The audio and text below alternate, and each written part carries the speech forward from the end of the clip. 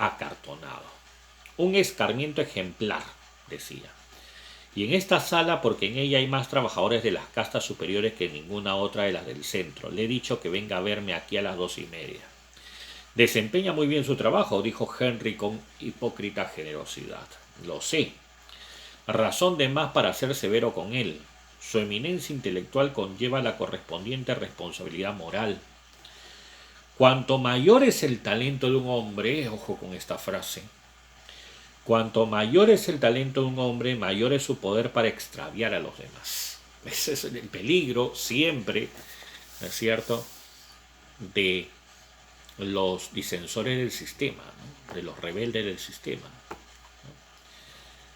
Es preferible que sufra uno a que se corrompan muchos. Considere el caso desapasionadamente, señor Foster, y verá que no hay ofensa tan execrable como la heterodoxia en la conducta. Ojo, todo sistema siempre busca, ¿no es cierto?, romper la heterodoxia. O sea, busca romper con todos aquellos que puedan ser enemigos de ese sistema, ¿no? El asesinato solo mata al individuo y al fin y al cabo, ¿qué es un individuo? Podemos fabricar uno nuevo con la mayor facilidad y tantos como queramos. La heterodoxia amenaza algo mucho más serio que la vida de un simple individuo. Amenaza a la propia sociedad. Sí, a la propia sociedad. Ah, ahí viene, refiriéndose a Bernard, ¿no?, que se había revelado en ese momento. Bien, entonces vemos cómo en realidad las rebeldías para el Estado totalitario son sumamente incómodas, ¿no?, como para lo políticamente correcto, ¿no? Todos los cuestionamientos son sumamente incómodos. Bastaría pues que alguien se oponga al lenguaje inclusivo y a las políticas de los LGTBI para que inmediatamente pues a uno lo consideren un fascista, un rebelde, un conservador, ¿no es cierto? En fin, ¿no? O sea, ese es el imperio que actualmente vivimos con lo políticamente correcto, ¿no? Se han revestido una moralidad impresionante, ¿no? Ahora, una pregunta, ¿no?, de repente que alguno se podría hacer. Entonces, ¿por qué la necesidad de crear, en todo caso si ellos tenían la tecnología para crear puros alfas en la sociedad? ¿Por qué en esta sociedad futurista, por qué hay alfas, betas y todo lo demás, ¿no? Hay todas las clases sociales, hasta el epsilon, ¿no?, que es lo último, digámoslo así. ¿Por qué no? ¿Por qué no crear una sociedad neta de alfas? Y bueno, pues sería la sociedad perfecta, ¿no? Bien, ¿por qué no hacer todos genios? ¿Y por qué evitarnos problemas? Bueno, aquí se explica, ¿no? Se explica. Y lo explica un hombre llamado Mustafa Mont, ¿no? Un hombre decantado y condicionado como alfa se volvería loco si tuviera que hacer el trabajo de un semi-retrasado éxino. O loco, o lo pondría todo patas arriba. Los alfas pueden ser completamente socializados, pero solo a condición de que se les dé un trabajo propio de alfas. Únicamente de un épsilon se pueden esperar sacrificios propios de un épsilon por la sencilla razón de que para él no son sacrificios, son los que oponen menor resistencia. Su condicionamiento le ha impuesto el camino que él tiene que seguir. No puede evitarlo, está condenado. Aún después de la decantación continúa para siempre en el interior de un frasco, de un invisible frasco de infantiles y embrionarias restricciones. Claro, o sea, era un ser bastante limitado el éxito, ¿no? Y por supuesto que todos nosotros vivimos dentro de un frasco. Pero si somos alfas, nuestros frascos son, comparativamente hablando, enormes. Sufriríamos tremendamente si se nos confinara en un espacio más estrecho. No se puede verter el champán artificial de las castas superiores en las botellas de las castas inferiores. Teóricamente está claro, pero también se ha demostrado en la práctica. El resultado del experimento de Chipre fue convincente. Experimento en Chipre. A ver, ¿qué pasó en ese experimento en Chipre? Bueno, le dijo Mustafa Mon, si lo prefiere puede llamarlo un experimento de reenvasado. Todo comenzó en el año 473 de nuestro Fort. Curiosamente, ellos utilizan a Fort, ¿no? El famoso empresario, ¿no? y creador, ¿no? de esta empresa de coches que representa la tecnología y el progreso como Dios, podemos llamarla así, ¿no? Los controladores hicieron evacuar a todos los habitantes de la isla de Chipre y la recolonizaron con una hornada especialmente preparada de 22.000 alfas. Se les entregó todo tipo de herramientas industriales y aperos de labranza y se les dejó que se las arreglaran ellos mismos. O sea, se hizo un experimento, ¿no? En una isla se llenaron 22.000 alfas, ¿no? El resultado cumplió exactamente todas las previsiones teóricas. La tierra no fue labrada adecuadamente, había huelgas en todas las fábricas, las leyes no se cumplían, las órdenes no se obedecían, las personas destinadas a trabajos inferiores estaban inmersas en continuas intrigas para conseguir los empleos de más rango, y todos los que ocupaban estos importantes cargos conspiraban para mantenerse en el puesto a cualquier precio. En menos de 6 años ya tuvieron una guerra civil de primer orden.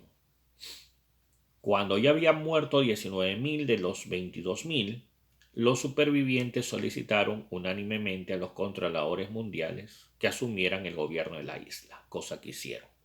Y ese fue el fin de la única sociedad de alfas que una vez viera el mundo. Pues bien, ¿qué serían los alfas equivalentes al mundo real? Serían los intelectuales, ¿no? Los intelectuales. Ahora, ese es justamente el problema con los intelectuales. Es un intelectual, como diría pues el maestro Antonio Escotado, ¿no? Es simplemente alguien que le gusta exacerbar el ánimo, ¿no? Exacerbar el disgusto en la sociedad, ¿no? Es un cuestionador de la sociedad, es una persona que de alguna manera vive de eso, ¿no? Vive de eso. Pues bien, el intelectual justamente tiene ese problema, ¿no? Que por la misma idea que tiene del mundo y particularmente el estatus que él considera que tiene, porque el intelectual es así, se arroga un lugar en el mundo, se cree un elegido y obviamente se cree superior al resto de miembros de la sociedad.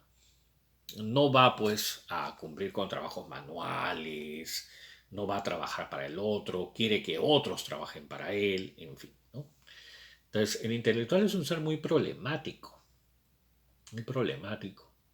¿no? Y curiosamente hoy día estaba escuchando una conferencia del maestro Antonio Escotado, que yo recomiendo realmente su obra Los enemigos del comercio, y ojalá que podamos nosotros analizar en otro momento esta obra de Los enemigos del comercio. Él estaba dando una conferencia en Uruguay sobre las sectas comunistas en Estados Unidos, ¿no? Y él cuenta una de esas sectas comunistas que llegaron a los Estados Unidos allá por los años 1840, aproximadamente, que era la secta de los Rapitas, de Joseph Rapp, de ahí venía esos nombres Rapitas, ¿no? Estos Rapitas que habían venido a Estados Unidos, que llegaron a Estados Unidos, ¿no? Todos comunistas, por si acaso, todos comunistas, no tenían propiedades privadas ni nada por el estilo, todos trabajaban en común, en comunidad. Pues bien, estos rapitas eran sumamente trabajadores y lo que hicieron fue justamente trabajaban la madera y trabajaban muy bien la madera y se volvieron unos ebanisteros pero de primera. y talaban árboles y construían casas a una velocidad pero impresionante. Su líder, Joseph Rapp, ¿no? Y eso lo cuenta Escotado muy bien en esa parte. Y también está en el segundo tomo de su obra Los enemigos del comercio, que yo les recomiendo leer. Cuenta de que cuando ya Rapp era un anciano, tenía 90 años, y había fundado varias ciudades en Estados Unidos, todas comunistas, de los rapitas, de los famosos rapitas. Había comprado un terreno por $150 y ahora en ese terreno había 90 casas. 90 casas muy bien hechas, de madera muy bien hechas, y que se las vendió al famoso inglés Robert Owen, que había hecho la primera fábrica comunista en Escocia y que pretendía hacer un experimento en Estados Unidos, llevarse colonos ingleses a Estados Unidos para poner en práctica sus ideas políticas, que era el comunismo. Pues bien, entonces le compra esta ciudad prácticamente a Rapp, a estas 90 casas, esta ciudad prácticamente hecha $150,000, ¿no? Unas instalaciones pero perfectas, era una ciudad muy bien construida por $150,000 y con todo lo que se necesitaba, ¿no? En esta ciudad, máquinas industriales, de textilería, también de agricultura, etcétera. Era una ciudad simplemente para que llegaran los colonos, se pusieran a trabajar y se pusieran a prosperar. Pues bien, pero como comenta Escotado, como Robert Owen era una persona que era sumamente empeñosa, pero también era un poquito raro, era un poquito demente, vamos a llamarlo así, nunca se preocupó, porque lleva a los colonos, lleva como 900 colonos, lleva a Estados Unidos, nunca se preocupó por preguntarles, ¿no? ¿Qué sabían hacer? Y resulta que todos estos colonos, comunistas todos, ¿no? Cuando llegaban a Estados Unidos, ninguno quería trabajar, querían puestos burocráticos, ¿no? Como por ejemplo funcionario público, director de una biblioteca, poetas, artistas, directores de teatro, actores, pero campesinos ninguno quería ser, obreros menos, ¿no? Y el desastre fue total, que cuando Rapp regresó para ver su villa y encontró que las casas estaban todas destruidas, que las instalaciones no funcionaban, lo llamó a Robert Owen y le dijo: ¿qué pasó? Yo te vendí una ciudad completa. ¿Dónde está todo lo que habíamos construido? ¿Qué sucedió aquí? ¿Qué pasa? Explícame. Y sucede lo que sucede siempre, ¿no? Que en realidad las personas que llegan a tenerlo todo sin haber hecho nada, sin haber trabajado, sin haberse esforzado por obtener las cosas, simplemente no las valoran. No las valoran. Es así de simple. Y ese es el problema con los intelectuales. Entonces, lo que le pasó a los alfas en este experimento de Chipre, que es narrado en Un Mundo Feliz, claro está que es un relato ficticio, lo que le pasó a los alfas ahí fue lo mismo que pasó con los intelectuales comunistas de Robert Owen cuando llegaron a Estados Unidos, ¿no? Que nadie quería trabajar, que todos querían ser eh, dueños, que todos querían ser funcionarios, que todos querían ser burócratas, que nadie quería trabajar, ensuciarse las manos en el arado, ni tampoco con el barro, haciendo cerámicas, ni tampoco cortando árboles como los campesinos, o los labradores o los leñadores, ¿no? No querían hacer trabajos manuales, ¿no? Bien, eso es lo que pasa, eso es lo que sucede, ¿no? Y eso es lo que sucede con muchos comunistas también, ¿no? Aquí le llamamos caviares, que son intelectuales de escritorio. De esos tenemos varios acá. Y yo supongo que también en otros países latinoamericanos también existen, ¿no? Pues bien, eso es lo que sucede, ¿no? Ese es el gran problema de los intelectuales, ¿no? El gran problema de los intelectuales. Raymond Aron tiene una obra muy interesante, se llama El opio de los intelectuales, ¿no? Que también sería conveniente que lean, ¿no? Para que se enteren un poco sobre el tema, ¿no? Eh, y eso también sucedió acá en Perú, ¿no? Con la famosa reforma agraria, ¿no? Con también la comunidad industrial, ¿no? Sucedió lo mismo, ¿no? Que cuando les dieron las fábricas a los obreros, ¿no? Se las quitaron a los empresarios para entregárselas a los obreros. Al día siguiente el problema es que nadie quería trabajar, ¿no? Todo el mundo quería ser gerente, administrador, presidente del directorio, ¿no? Y nadie quería ponerse a trabajar, ¿no? Es así, así sucede, ¿no? Cuando no se ganan las cosas por su propio esfuerzo, sino que se las regalan, ¿no? Entonces, cuando pasamos de los últimos a ser los primeros inmediatamente sin tener conciencia de lo que hay que hacer, de lo que es progresar, de lo que es trabajar para progresar, con mira un objetivo en común. Entonces, cuando se producen esas cosas, eh, bueno, pues se producen esos desastres, ¿no? Esos desastres. Eso fue el desastre que se produjo aquí con la reforma agraria, con la comunidad industrial, y las consecuencias las pagamos eh, hasta ahora. Hasta ahora pagamos esas consecuencias, ¿no? Bien, esos pues, son sueños de felicidad que, bueno, son los sueños que siempre vende el comunismo, ¿no? En todas sus variantes, en todas sus variadas formas, ¿no? Pues bien, vamos al punto siguiente, ¿no? Al último punto de acá, ¿no? ¿Qué espacio tiene la religión en este mundo? En este mundo de tecnología en el cual la genética ya ha sido incluso condicionada en una división en clases sociales, ¿qué espacio podría tener Dios acá? ¿No? Y aquí se menciona que en parte que Dios es una cuestión generacional, que en realidad el encuentro con Dios normalmente se produce eh, cuando está uno más cercano a la muerte, ¿no? Uno se vuelve más teológico cuanto más cercano ve su final, porque desea una trascendencia, desea un más allá, ¿no? Eso es lo que sucede. Sin embargo, aquí la respuesta es muy clara, ¿no? Eh, Aquí en este mundo que nos plantea eh, eh, un mundo feliz de Aldous Huxley, dice que justamente esa es la función de la religión, ¿no? La religión es de alguna manera ese bálsamo de paz, ¿no? que, que se vende muy bien para enfrentar de una manera más tranquila la muerte, ¿no? Sin embargo, en esta sociedad planteada por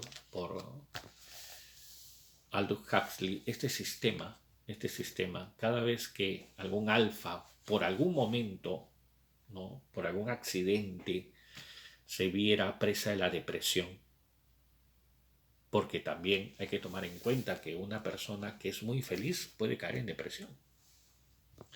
¿Por qué puede caer en depresión? Porque la depresión también puede ser hija del aburrimiento, hija del tedio. O sea, soy sumamente feliz, pero la regularidad de la felicidad genera la infelicidad. Porque la felicidad, si se valora y se llega a ella, a esa idea, ¿no? Normalmente después de un periodo de sacrificio y de, vamos a llamarle así, de vicisitudes y a veces incluso hasta de desgracias. Platón lo explicaba muy bien en sus diálogos, ¿no? Me parece que en el Fedón decía eso más claramente, ¿no? Decía, ¿cómo podemos apreciar más la salud? Bueno, en la enfermedad, ¿no? En la enfermedad. Si no, díganlo ustedes o digan las personas que han sufrido esta terrible pandemia, ¿no? ¿Cuándo han valorado más su salud? Bueno, en el periodo en el cual hemos estado enfermos. Y para todo aquel que haya podido superar este mal, ¿no? Su estado de recuperación es un estado de felicidad y de tranquilidad, pero en una regularidad de la felicidad, ¿sí? También la vida puede en algunos casos resultar tan monótona que puede incluso hasta llegarse a cuestionar, ¿no? Carente de sentido, porque la vida es justamente esa excelente combinación dialéctica, ¿no es cierto?, de carencias con presencias. Y justamente la valoración de la vida se produce a raíz de los momentos tanto de estrés como momentos de dicha que podamos tener. Este sistema, planteado en un mundo feliz, cada vez que un alfa, por decir así, entraba en esa monotonía de felicidad que lo llevaba a una depresión, tenía una droga llamada soma. Se la tomaba y bueno, pues se olvidaba de toda la depresión, ¿no? Y eso de alguna manera también está presente acá, ¿no? También está presente. Está presente en la sociedad actual, lo equivalente podrían ser las drogas. Las drogas. Y las drogas no necesariamente tienen que ser sustancias químicas. No, no necesariamente tienen que ser sustancias químicas. Puede ser cualquier tipo de adicción. Como podría ser, por ejemplo, la adicción de las personas a las redes sociales. Hay personas que en realidad no pueden vivir sin el like. No pueden vivir sin la aceptación de los demás. Es un reclamo constante de la aceptación del resto. Y entonces ese es a veces el problema, ¿no? El problema que ocurre muchas veces. Muchas veces también a mí me han preguntado, ¿no? ¿El canal cuántos suscriptores tiene? Ah, creo que tiene 200 suscriptores. ¿Y no te interesaría tener 1000? No. ¿Por qué? Porque, bueno, yo simplemente hago los videos porque a mí me encanta hacerlos y lo hago cuando gusto y lo hago cuando quiero. Me dicen, pero deberías de, por ejemplo, por decir así, colocar un video semanal. Bueno, ¿por qué no lo hago? Porque simplemente no tengo tiempo o porque no tengo ganas de hacerlo. Es porque considero que es muy importante eso, ¿no? O sea, tener libertad de elegir, ¿no? Y hacer las cosas simplemente porque a uno le gustan. Entonces, ¿por qué evadir de alguna manera los momentos de sufrimiento y dolor? Porque son parte de la vida. Y gran parte de eso se debe, ¿no? Se debe a que buscamos la aceptación de los demás, ¿no? Y es quizá un tema mucho más amplio que se necesita analizar en otro momento, porque yo creo que eso es generador de muchos problemas actualmente que existen, ¿no? Entonces, el papel de Dios en esta novela es justamente el papel que le da, ¿no? Que le da Aldous Huxley en esa novela, es un papel de bálsamo, ¿no? Como si fuera una droga, ¿no? Pero dice, en una sociedad tecnológica como la nuestra, en una sociedad tecnológica como la que vivimos, ¿no? Dios ha quedado un poco marginado, ¿no? Dios no tiene mucho espacio en una sociedad tecnológica porque ya no es enteramente necesario para satisfacer las necesidades del alma, ¿no? Pues bien, bueno, pues este ha sido el análisis de esta novela titulada Un mundo feliz de Aldous Huxley. Yo la recomiendo totalmente y bueno, ojalá que ustedes puedan sacar mucho más conclusiones que yo en su lectura, ¿no? Eh, Solamente les aconsejo bueno, que traten en esta pandemia de cuidarse mucho. La lectura ayuda a pasar un poco más, de una manera mucho más amena y mucho más agradable estos momentos de encierro. que es totalmente normal que algunos de ustedes se encuentren estresados, ¿no? Y yo creo que la lectura los puede ayudar, les puede servir de mucho. Bien, estas son mis reflexiones personales sobre esta novela. Y bueno, con esto culminamos esta temporada, esta segunda temporada de análisis de obras, y anunciando que la tercera temporada, que todavía va a ser dentro de algunas semanas, en la tercera temporada ya no vamos a analizar obras en específico, sino vamos a analizar temas. Temas. Eso es lo que vamos a trabajar en la siguiente temporada. Vamos a abordar temas. Y al momento de abordar temas, obviamente no vamos a abordar una obra, sino vamos a abordar 4 o 5 obras vinculados con ese tema, ¿no?